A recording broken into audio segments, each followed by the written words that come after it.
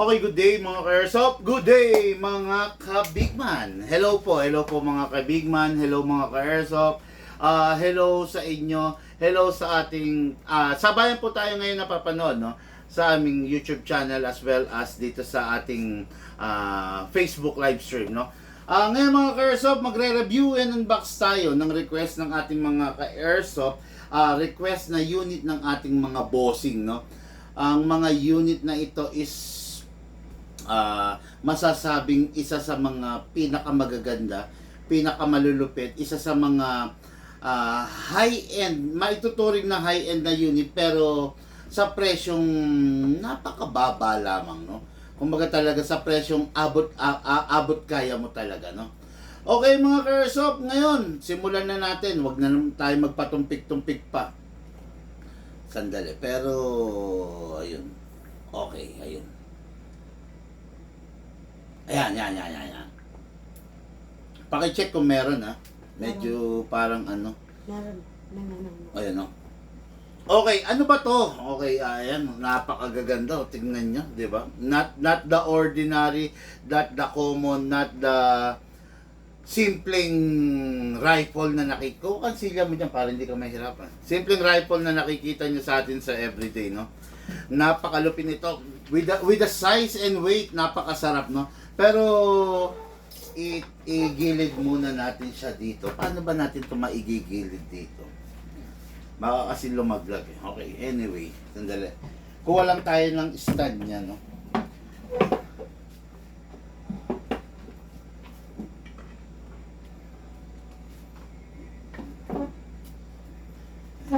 Sandali lang, ha? Natatakot kasi ako. Pag nalaglag to, patay na. No? Ayan. Okay. Paano ba? Ayan, okay. Baka lumaglag. Yan. Okay mga ka-airsoft, no, dalawa yan, no? Shout out, good day and good afternoon, Sir Lolito Bogarin. Okay. Hello po. Good afternoon, bossing. Ngayon i-review and unbox natin yung unit mo, no? Then ex-mayor of Daet, Camarines Norte. Hello po sa Bicolandia, no? Sa mga ka-airsoft natin dyan sa lugar ng Bicol. Hello po sa inyo. Hello mga bossing. Good day po sa inyo. Just hope na masaya at maganda ang araw ninyo ngayong araw na to. Plus, last but not the least, Barangay Captain Jerry Magno of Mangaldan, Pangasinan. Okay. Sir Jerry Magno of Mangaldan, Pangasinan, review and unbox tayo ngayon ng mga ng unit ninyo, no? Okay, as I was saying kanina, biyahing norte po tayo tomorrow, okay, no? Biyahing dyan sa lugar ng North Luzon, okay? Shout out po, Geraldine Navarro of Balibago, Tarlac City. Okay. Pupuntahan natin bukas Post si... anyway. Ha? Post anyway. Oo, bilisan mo. Post anyway. Okay, no? Resume. Okay, yan. Pupuntahan natin tomorrow si Ma'am Geraldine Navarro of Tarlac City, okay? Kaya biyahing norte tayo by tomorrow. After ng kay Ma'am Geraldine Navarro, tatakbo tayo rito sa lugar ng Pandakaki, Mexico, Pampanga. Okay, Leon Benitez David, no? Tatakbo tayo dyan para iserve yung order ng ating ka-airsoft. Tapos, after nyan, tatakbo tayo dito sa, ano to? Margarita. Okay, babae ito. Madam Margarita Espino. Sorry. Ang gulo ng sulat. Margarita Espino of San Simon, Pampanga. Okay, no? Tapos, last but not the least, tatakbo tayo kay Lito Asuncion of Kalumpit, Bulacan. 4 ang ka-airsoft natin by tomorrow. 4 ang pupuntahan natin by tomorrow. Okay? Ngayon, kung wala ka pang airsoft, magpasabay ka na. Super long weekend ang darating mga ka-airsoft. Ang haba, ang sarap maglaro kasama ang ating pamilya. Ang sarap maglaro kasama ang ating mga anak, ang bayaw, ang manugang, ang biyenan, di ba? Kaya wag na kayong mag-alinlangan pa. Wag na pong magpatumpik-tumpik pa. Nandito po ako, nandito po si Bigman para puntahan kayo, para i-serve ang order ninyo. May dala po akong maraming unit. Pwede po kayong pumili, pwede po kayong tumingin, pwedeng humawak on the spot, then saka nyo babayaran yung unit. Okay, no? Ganun kami klase mag-COD mga ka-airsoft, no? Hindi kami parang tulad ng iba na mag-COD na ipapadala yung parcel sa courier. After sa courier, ang mangyayari, babayaran nyo muna bago nyo mabuksan yung parcel. Si Bigman, pag nag-COD, kakaiba, okay? Si Bigman, sa lahat naman ng aspeto, iba ang Bigman, no? Sa lahat ng aspeto, iba ang Bigman. Si Bigman, sa warranty, lifetime, di ba? Lifetime warranty. Si Bigman, pag nag-walk-in ka, hands-on. Si Bigman ang haharap sa'yo, hindi yung tindero, hindi yung tindera. Si Bigman ang haharap sa'yo pag nag-walk-in ka. Pag nagpa-COD ka naman, kay Bigman, special ka pa rin. Bakit? Si Bigman mismo ang pupunta sa'yo. Diba? Si Bigman ang mag-represent sa'yo ng mga unit. Si Bigman ang magde-demo sa'yo ng mga unit. Kaya siguradong makakapamili ka, ma-advisean ka, mabibigay sa'yo yung dapat mong malaman. Okay, sana makapunta ka dito, boss. Sabi ni Sir Leo David. Ito na yung sinasabi ko, no? Si Sir Leon Benitez David. Bali, tomorrow, Sir Leo David, magkita po tayo. Ang biyahe na namin na norte is tomorrow, no? Magkita po tayo dyan. Tapos, pakisabi dun sa dun sa sabi mong kapatid mo ba or bayaw, pakisabi darating kami at least para makapili na rin siya ng unit, no? Grabe mga ka-airsoft, no? Ang layo kasi nung babagtasin natin na long weekend. Biruin mo 12, 13, 14. O, di ba? 12, 13, 14 holiday. Walang pasok, di ba? Then pagdating ng 12, 13, 14. Pagdating ng 15 at ng 16, pwede kang mag-file ng leave. Di ba? Pwede kang mag-file ng leave, may 5 days ka na, di ba? Tama, 12, 13, 14. 15. Sorry. 12 and 13. Tama ba ako? Oo nga, basta sandali nga, tignan ko nga yung Tignan ko yung holiday ba natin ngayon, kung anong araw talaga, no? Naman ako, naguluhan ako dun sa sinasabi kong super long weekend na yan, no?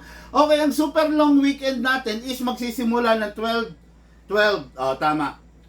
12 dahil Independence Day, Wednesday yon by tomorrow. Pwede ka na mag-file ng leave ng 13 and 14.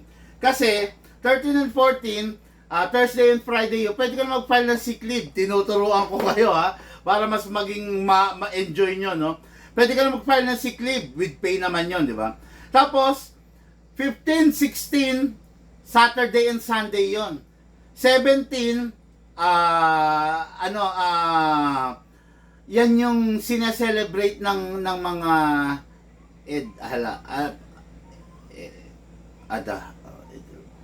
ito yung mga sineselebrate natin ng mga kapatid natin Muslim. Hindi ko lang alam kung ano ibig sabihin nito, pero parang ito yata yung pagtatapos nung fasting nila, no, nung Edil Petir na tinatawag. Hindi ako ganong pamilyar, no, nung pag-aayuno nila, no. Okay, so kaya ayan mga ka-airsoft, no, ang haba, no, 12, 13, 14, 15, 16, 17. I-maximize nyo yung bakasyon nyo. Yung bakasyon nyo, gawin yung pakinabang, gawin yung memorable, gawin ninyong masaya, no? Hindi lang basta pag-inom ng alak or paglabas sa mga kung san-san, pagpunta kung san-san. Gawin ninyong pakinabang kasama ang inyong pamilya. Magsaya kayo, lumabas kayo, maglaro kayo, magpaputok kayo ng airsoft, mag-practice kayo, lahat gawin nyo nang kasama yung pamilya. Okay? Sir Leo David, bukas pupunta ako sa iyo. Magkita po tayo. Biyahing norte namin by tomorrow. Okay? Kaya for sure, meron ka nang magagamit na laruan ngayong darating na super long weekends, no? Na tinatawag. Okay? Okay. Okay, ngayon mga ka-airsoft, dire-diretso na natin. Review na tayo and unbox ng mga unit. Okay? Sir Lolito Bogarin. Ito na po yung unit mo, no? What is good and special about this unit? Makikita ninyo, halos mukhang magkamukha sila nung unit ng ating ex-mayor from Daet, Camarines Norte. Okay, no? Kung makikita ninyo mga ka-airsoft, ayan siya. Yan. Magkaiba yung buttstock nila, pero halos same lang. Same lang din sila ng haba. Magkaiba lang yung buttstock nila. Makikita ninyo, iba ang buttstock nito. Okay? Assassin Edition, Assassin type. Ito, conventional buttstock. Crane stock, no? Ayan, oh. Ayan. Adjustable, di ba? Ganun din to. Makikita ninyo, iba rin yung magazine niya, no? Di ba? Medyo slim type ng haba, di ba? Okay? Pero, yung magazine na yan is optional yan. Pwedeng ito ang magazine mo, yung mahaba na yan. Or, pwede mong gamitan siya ng ganito. Ng conventional M4 magazine. Napakasarap, napakaganda rin itong unit na to. Kasi, napaka-versatile niya, no? Ayan. Ayan, makikita ninyo, ayan, no? Oh. Oh, sorry. Hindi nag-lock. Ayan. Makikita ninyo, pwede nyo siyang gamitan ng M4, dual purpose, di ba? Conventional M4 magazine, ayan, no? Plus, pwede nyo rin gamitan ito. Ayan. Ngayon mga ka-airsoft, hihingin ko yung opinion nyo, no? Ano ang mas nababagay, hingin ko yung opinion nyo, ano ang mas nababagay na magazine sa ganitong unit? Para at least alam ko yung opinion na nakakarami. Ano yung nababagay na magazine sa ganitong unit? Ito or ito?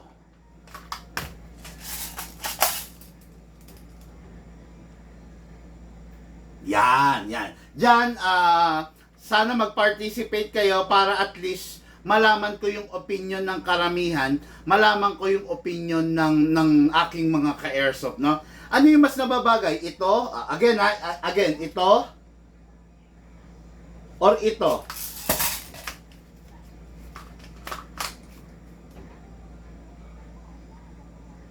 Yan. Kaya mga airsoft, aantayin ko po yung reply nyo, aantayin ko po yung pagpa-participate ninyo dito, no? Ano ang nababagay? Ito or ito? Ayan, okay. Ngayon, magkaiba sila. No? Makikita ninyo, iba rin to. Itong una, crane stock, ito, iba rin. Ayan, no? Ayan. Makikita ninyo, ayan, no? Diba? Yan. Adjustable din yan. Depende sa gusto mong length. Depende sa gusto mong haba. Napakasarap lang nito is because kakaiba yung itsura niya. Hindi siya yung common, hindi siya yung ordinary na mga effort na nakikita nyo everyday na naka-buttstock, no? Sarap, ang sarap gamitin, no? 'Di ba? Sarap niyang gamitin. Hard polymer siya. Ano ba yung unahin natin tong unit ni Sir Lolito Bogarin, okay, no? Ano ba yung meron tong unit na to? Bakit masasabi nating okay siya? Ano yung meron tong unit na to? Bakit masasabi nating the best siya? At bakit naging high-end category to? Okay. Unang-una, bakit naging high-end category ang isang SRC? Bakit siya naging high-end category? Kasi mga karsop, ang isang SRC brand ay purely Taiwan made. Purely Taiwan made na naka-base mismo sa Taiwan, no? Kaya masasabi nating part siya ng mga unit na high-end version sa presyong low budget, no? Itong unit na to is high-end Taiwan na talagang purely Taiwan. Meron kasing mga unit, some of the unit, we have to accept the fact na meron mga unit na made in Taiwan pero assembled in China. Meron din namang unit na made in China, assembled in China, 'di ba? Meron ding unit na Taiwan technology but assembled in China. Meron ding US technology but assembled in China. Meron ding paano ba sabihin to? Iba-iba, no? Iba-iba. Meron ding matatawag natin na Singapore technology but assembled in China. Meron ding Korean technology but assembled in China. Bakit yung iba ina-assembled sa China? Kasi mga karsop, yung manpower cost dyan sa lugar ng China mababa. Mababa yung babayad nilang labor cost sa mga tao, sa mga taong magbubuo, sa mga taong magtotono, sa mga taong magpapaking ng mga ganito. Kaya ginagawa lahat yan ng mga yan sa lugar ng China. Tapos, well, in fact, China kasi ang malapit sa Asia. Part ng Asia ang China, kaya doon binubuo kasi ang Asia is the center of the ng kalakalan, sentro ng kalakalan. Kaya nga 'di ba, kaya pinag-aawayan yung West Philippine Sea kasi kaya pinag-aawayan yung West Philippine Sea dahil binabalak sakupin ng China, 'di ba? Binabalak niyang sakupin yung daraanan ng mga trading. Oh, 'yon. Kaya hindi pwedeng mangyari na masakop nila 'yon, okay? Ngayon, itong unit na to, Taiwan technology assembled in Taiwan.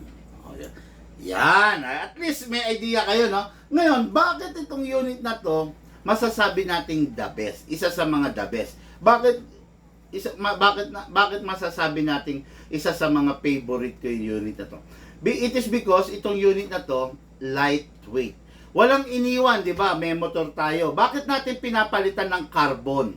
Bakit yung ibang parts pinapalitan natin ng carbon? Para mas tumibay at the same time mas gumaang, 'di ba? Ngayon nauuso na, meron na mga carbon mugs. Dati 'di ba, ang mga mugs is alloy zinc. Ngayon nagkaroon ng pure alloy. Ngayon nagkakaroon na ng mga carbon na mugs, no? Bakit? Kasi pinapagaang yung isang bagay para mas maging efficient ang paggamit. Okay? Kaya isa sa pinakamagandang build is yung tulad nito, hard polymer. Bakit? Ano ba yung meron yung hard polymer? Bakit, Big Man, masasabi mong the best siya? Kasi mga karsop, ang hard polymer, kung ano yung itsura niya ngayon, yun na ang magiging itsura niya for the rest of his journey, of its journey, no? Ang hard polymer, hindi siya sensitive sa hindi siya sensitive sa gas-gas, 'di ba? Kasi hard polymer nga siya. Same materials as dun sa pistol na Glock, hard polymer.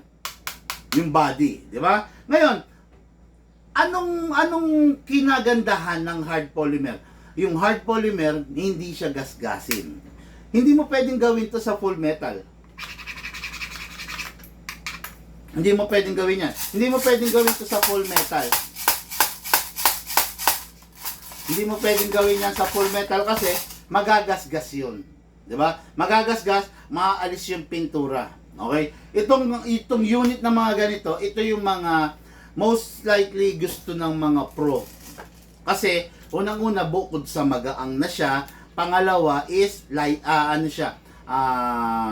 hard polymer nga. Hindi siya basta-basta nagmumukhang luma. Kahit lumipas yung 10 taon, kahit lumipas yung 15 years, yung 20 years, ganyan ang magiging itsura niyan. Hindi lumuluma, hindi nagbabago yung itsura. Okay? At yan, yung airsoft, yung unit ng ating ka-airsoft na si Sir Lolito Bogarin. Okay na? So, ngayon, let's start. Let's start our review and unbox. Okay? Kung makikita ninyo, yun nga, tulad ng sabi ko kanina, tignan nyo yung magazine.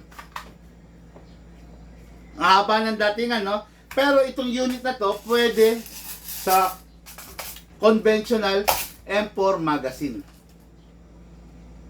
O, yan. Ngayon, adjustable din. Ang bat niya kakaiba, di ba? Adjustable din. Dito rin located yung battery. Kung mapapansin ninyo, naka-suppressor na siya. Wala ka ng problemahin dahil ang lupit, ang ganda ng pagkakabihis ng suppressor. Slatted round design. Ayan, no? Di ba? Napakaganda. Napakaliit lang niya kung tutuusin. Napakasarap gamitin. Napakasimple. Paano ba sabihin ito? Napakatikas. Ang available color lang nito is black. No? Black is beautiful. Black is elegant. Di ba? Okay, no? Ngayon, alisin muna natin ang magazine. Lalagyan natin syempre ng battery. Saan nilalagay yung battery? Dito sa part na to. Ayan. Isagad mo lang to, then alisin mo lang to. Itong takip. To. Yun. Okay, ayan na. Naalis mo na, so, ito na yung plug. Ayan na, lalabas na. Makikita mo na ng buong buo, no? Ngayon, syempre, lalagyan na, ay, nandun yata sa kabila yung battery, yung tester ko. Paki-check nga lang. Ngayon, syempre, lalagyan na natin siya ng battery, mga ka-airsoft, no? Kaya lang, kukunin lang muna ng ating kaibigan na si Lucas. Birdie. Okay, ano sinusukat-sukat ko lang ha, mga ka-airsoft ha. Sinusukat ko lang para titignan ko kung kakasya yung battery na baby Tootsie kung tawagin, no? Baby Tootsie. Okay, no? Okay, okay. Boss, depende siguro kung saan gagamitin na klaseng panglaro sa mugs. Pwede. Nakadepende, no? Kung paano, pero both guwapo eh, di ba? Kung sa akin lang siguro drum mugs pag gagamitan ko kay ganda ng unit, boss. Actually, ito naman, no? Okay din naman yung ano mo, yung inputs mo. Pero ako, I don't suggest drum mag para sa ganito kaliit na unit, no? Drum mag, masasuggest ko yan sa mga submachine gun or sa machine gun. Pero sa mga ganitong klaseng unit, medyo awkward, no? Awkward sa ganitong klase, ganito kaliit na unit yung drum mag. Why? Because itong mga ganitong klaseng unit, pang CQB to. So, pag CQB, hindi ka naman magrarat-rat, hindi, di ba? Kaya ka gagamit ng drum mags because you want the capacity. Gusto mo yung high capacity na magazine. Gusto mo more than 500 rounds, more than 1,000 rounds yung papakawalan mo. Paano ka naman makakapagpakawala ng ganong karami kung CQB lang, di ba? Kung CQB lang, baka yung 300 rounds hindi mo pa maubos, bossing, di ba? Sa bagay, kanya-kanya tayo, kanya-kanyang forma. Kaya lang, defeated ang purpose ng isang ganito kaliit na unit kung lalagyan mo ng napakalaking magazine. Di ba? Walang iniwan, ganito, no? Sa isang kotse, halimbawa, kotse mo, low profile, no lowered, mas magandang kakabitan mo siya ng mags na D15 or size 16 or 17 or 18. Pero, kung ang sasakyan mo lowered, medyo awkward kung lalagyan mo siya ng mugs na D20, di ba? Size 22. Kumbaga, para magiging awkward ang pangit niya, di ba? Just imagine, Honda Civic na SIR. Makikita ninyo ang mga mag wheels niya nasa 15 lang, di ba? Mga nasa 15 lang ang mag wheels niya. Bakit nasa 15 lang? Kasi yun yung pinakagwapo niyang stage. Subukan mong kabitan niya ng 18, ng 17. Ang pangit na ng SIR. Kumbaga, ang pangit niya. Mag-iiba yung ride, mag-iiba yung comfortability. Pero kabitan mo yan ng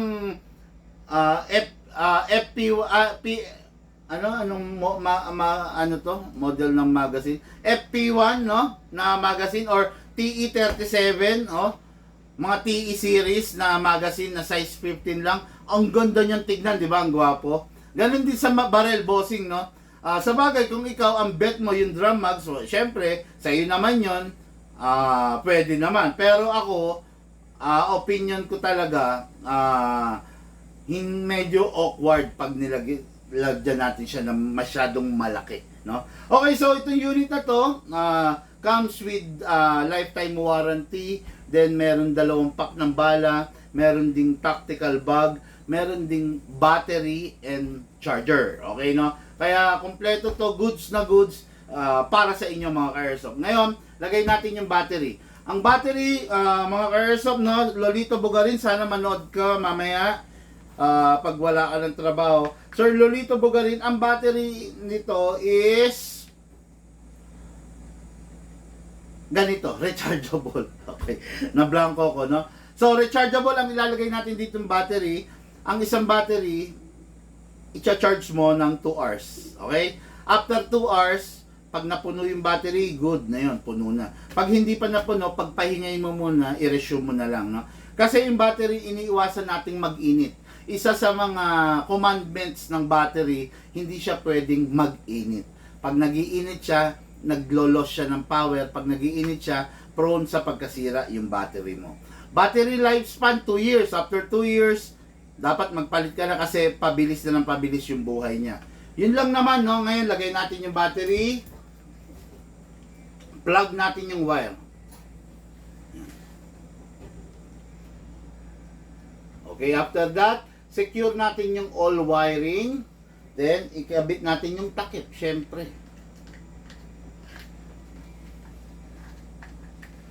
Yan. Basta kailangan mga ka-airsoft yung wire secure para never ka makaka-experience ng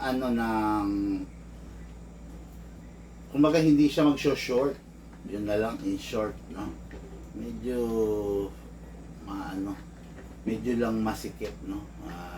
Kailangan ipwesto mo lang muna. Ayan, ayun. Okay na, ayan na. Dali, naipit dito. Ayaw ko kasi may mga naiipit na battery. Ayan, ayan na. Okay? Kita nyo, as easy as that. Ngayon, single fire. Rapid fire. Sarap. Ngayon, pwede mo rin i-adjust to, pwede mong isagad. Ayan. Kung gusto mo mas maliit, no? Napakasarap, napakaganda nito. Tapos ito nga yung kasama niyang magazine. So, hindi ko lang kabisado kung ilang rounds sa maximum ng ganitong magazine. Pero, ayan, merong bukasan dito sa taas. Ayan, bubuksan mo lang. Then, ibubuhos mo lang yung mismong bala mo. Hindi ko alam kung ilan ang maximum capacity nito. Pero for sure, marami naman, no? Maraming capacity dahil napakahaba ng magazine niya. Okay, yan. Lagyan natin ng bala.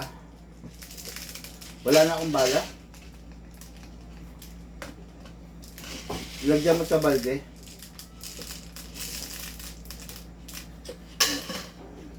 Pinupuno natin para marami tayong mailagay. Ang dami kasi niyang Sige. Okay, after that, syempre, nalagyan mo ng bala, isasara mo rin to. Yan. Pag nasara mo, merong gear sa ilalim, kinakamot hanggang matanaw mo yung bala rito. Mararamdaman mo medyo bumibigat. Ayan na, di ba? Hindi ko lang kabisado tong magazine na to kung may full winding.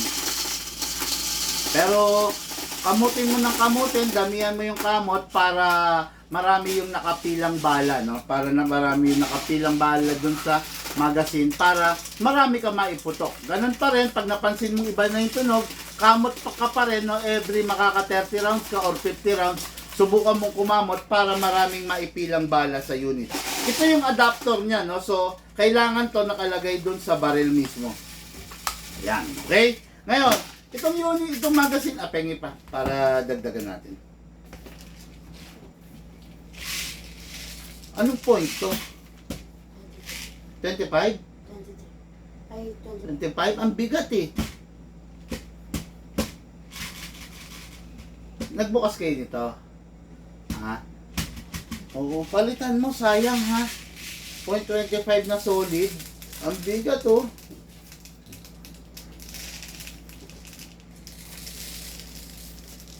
Mamaya magpasalin ka na ng bala ha.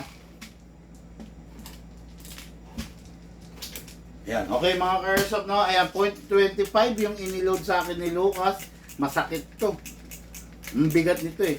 Ayan, kamot lang ng kamot. Ngayon, ang tamang paglagay sa unit, hindi mo ilalagay ng paganyan. Hindi mo rin ilalagay ng paganon. Kundi, paharap. Paharap. Tama ba ako? Okay, no? Paganyan, no? Paano ba? Yan. Paganyan. Paganyan. Hindi pa ganyan, ha? Hindi pa ganyan. Hindi rin pa ganon. Paganyan. Paharap. Yun, nakita nyo? Yan, ganon. Tapos di na malalaglag yan. Okay? Ngayon, firing tayo. Firing! Rapid fire! Ang sarap naman. Ang sarap. Ngayon, yung ipinangako ko sa inyo, tignan natin kung pwede M4 magazine, no? Ayan. Paano ba to? Oh, buo nating aalisin pala to dito. Okay, ayun. Naglaglagan na. Clear mo na yung chamber. Okay. Alisin natin tong adapter. Okay, ilagay natin tong M4 magazine. Hamot natin. No? Para makita nyo yung itsura niya pag naka M4 magazine, no?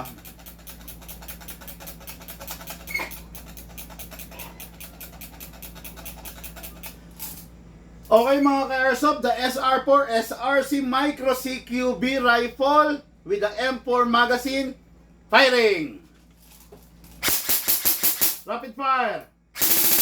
Okay, ngayon, lagyan natin ng magazine na maliit. Okay, yung conventional yung original magazine niya.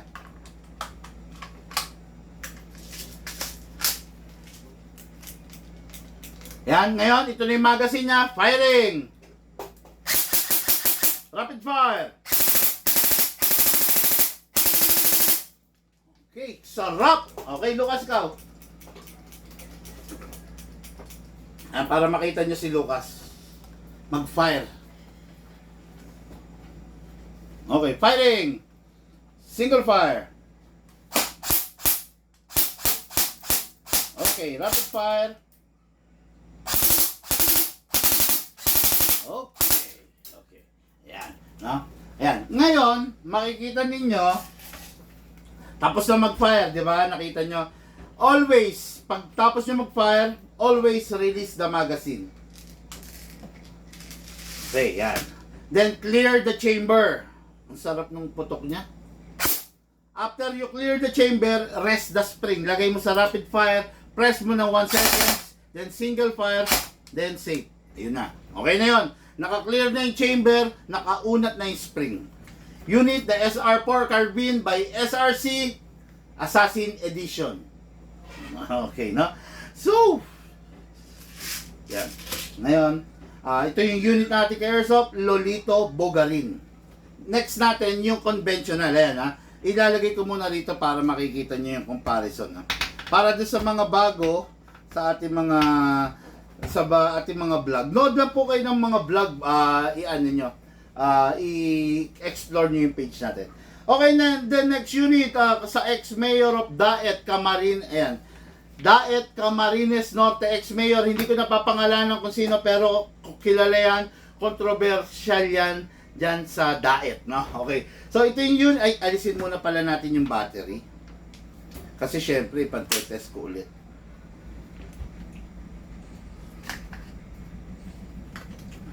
Okay.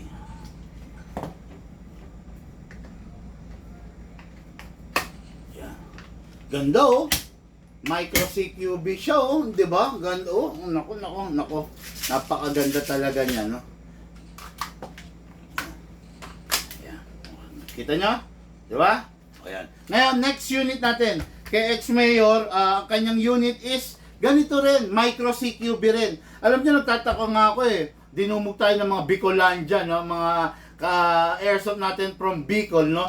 Okay, pero ang butt nung kanya kakaiba. Hindi katulad nung kanina, Assassin Edition. Ito yung conventional na butt, no? Pero ganun pa rin, upgraded pa rin. Nakita nyo naman, naka-suppressor na. Naka-optic na rin yung mga front and rear sight niya.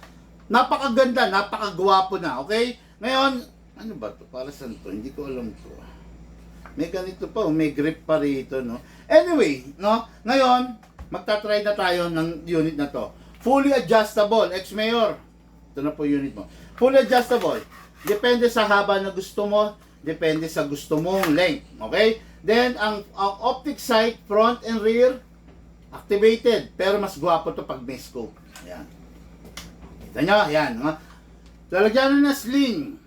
Then, may butterfly. Okay, ayan. Para kung gusto nyo sling na nandito lang yung unit ninyo. Ayan, nandyan lang, nakaganyan lang, di ba? Sarap, okay? Ngayon, lagyan natin siya ng battery. Sa paglalagay ng battery, dito lang, press lang, sungkitin. Ayun, then, ayun. Tapos, ito yung plug. Ready na, di ba? Okay? Pasok lang yung magazine, yung battery.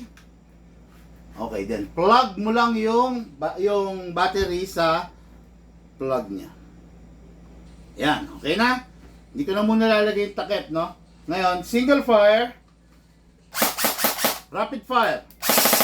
Sarap. Ngayon, unahin natin yung conventional na magazine niya. Okay? Daming bala. Lagay lang natin. Sayang eh. Sabagay, marami pa naman to eh. Okay, madami pa to. Okay, no? Unahin muna natin yung conventional magazine niya, no? Pasok natin to. Dali, isara natin to para maganda. Lumalawit-lawit kasi yung mga cordon eh.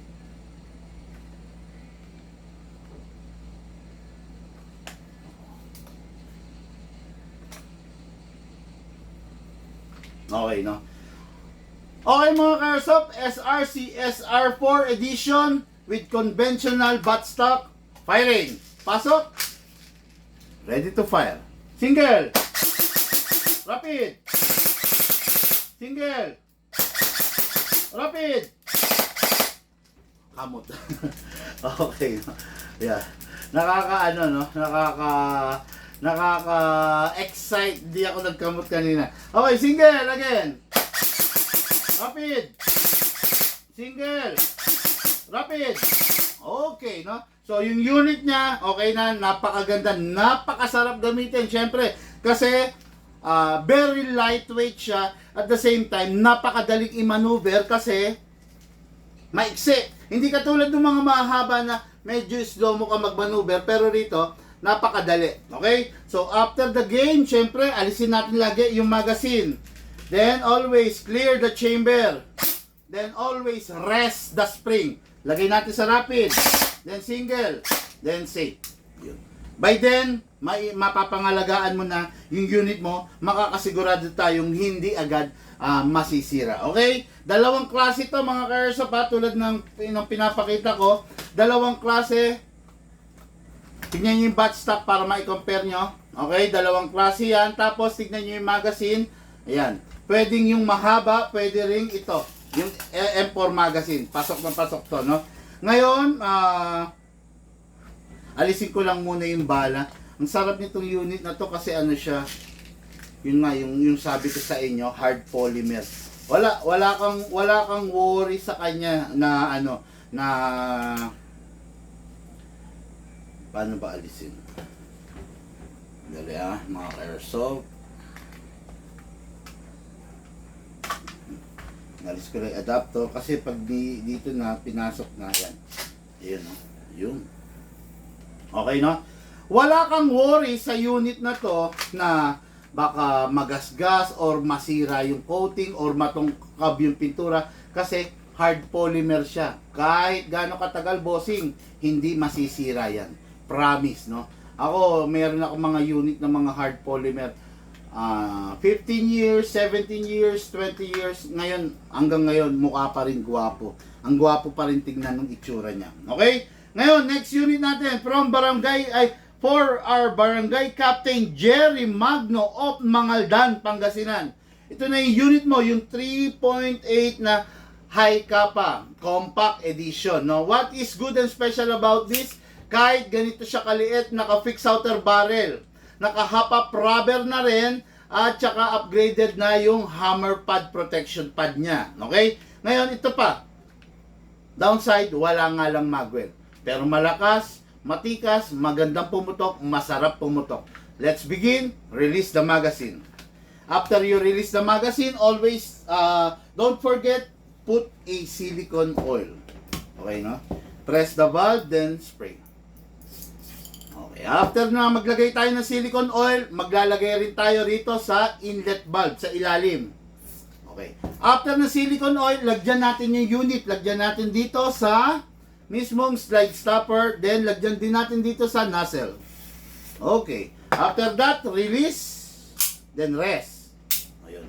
Ngayon, edi okay na. Ngayon, lalagyan na natin siya ng bala. Nasa yung reloader natin? Ito. On mo nga yung laptop na isa. Parang ayaw mag-on. Okay, lagyan natin ng bala. Hatakin to pababa. Oh, yan. Hatakin pababa. Put your right thumb here. Then, lagyan. Ay, ayun, nabitawan ko. Buti, nandito yung thumb natin, no? Okay, then, press. Pump lang pala. Okay. Okay, ayan na yung bala, ha? Ganyan ang proper na paglalagay. Kailangan walang bungi. Kailangan alternate. Lagyan natin ng gas. Always. 2 seconds. 1, 2. Bakit 2 seconds? Uy. Nalaglag to? Parang merong ano?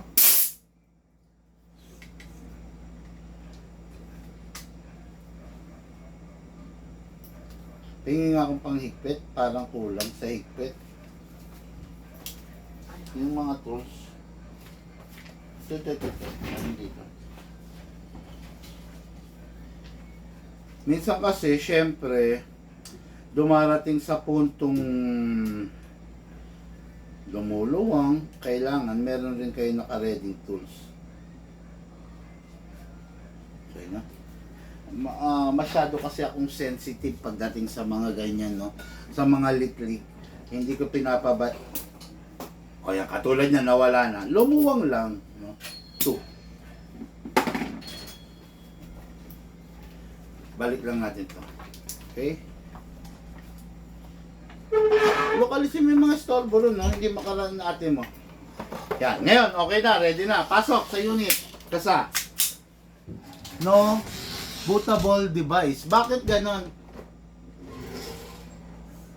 No bootable device. Bagong palit ng hard disk yan, di ba?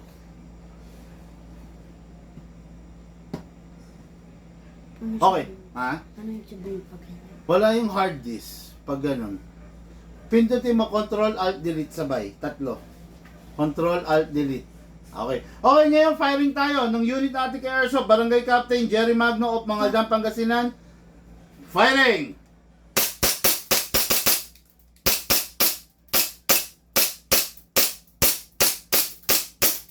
Open bolt. Wala nang bala. Next thing to do, release the magazine, then release the slide. Then rest the hammer by pressing the trigger. Okay. Then, make sure, pag itatabi, make sure na walang lamang bala. Yung pindutin mo na lang yung power, matagal. Matagal. Yan. Okay. Press lang the valve. Matagal. Sobrang tagal. Hanggang sa mag-off siya.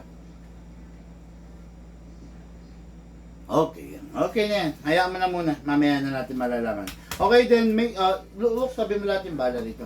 Make sure mga ka-airsoft na bago itatabi yung unit, make sure na yung mga excess oil alisin natin. Okay? Yun lang muna, okay, unit natin kay Airsoft ha, Lolito, Barangay Captain Jerry Magno, yung 3.8, Lolito Bogarin, saan na, ito, Lolito Bogarin at saka kay ex-mayor of Daet Camarines Norte. Mga ka-Airsoft, limited stock lang to.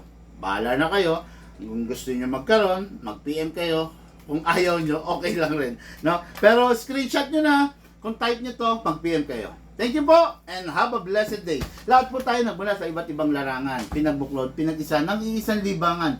Yun po ang paglalaro ng Airsoft. Hatid po sa inyo ng inyong lingkod, Big Man. Thank you po and have a blessed day.